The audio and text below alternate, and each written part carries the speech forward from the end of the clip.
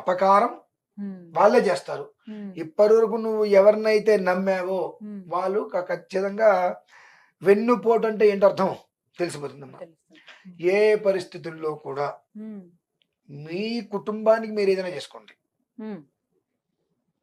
మీరు కొత్తగా ఒక వ్యాపారం మొదలు పెట్టుకోండి, అంతే తప్పితే ఎదుటి మనిషి వ్యాపారంలో నేను పెట్టుబడి పెడతాను వెళ్ళకండి.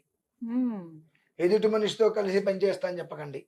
మీ మనస్సులో ఉన్నటువంటి ఏ విషయము కూడా రహస్యం కాకపోయినా ఎవరితో షేర్ చేసుకోకండి. ఎప్పుడు మన రహస్యం మనకు యజమాని కాకూడదండి, మన జీవితం నాశనం అయిపోతుంది. సో రహస్యం కాకపోయినా ఏ మనిషికి నీ మనస్సులో ఉన్నటువంటి ఏ విషయాన్ని కూడా నువ్వు పంచుకోకపోవటం అత్యంత క్షేమదాయకం. మృగశిర చిత్త ధనిష్ట అమ్మ, ఈ 3 నక్షత్రాల మొత్తం 4 పాదాలండి. మృగశిర చిత్త ధనిష్ట పూర్తిగా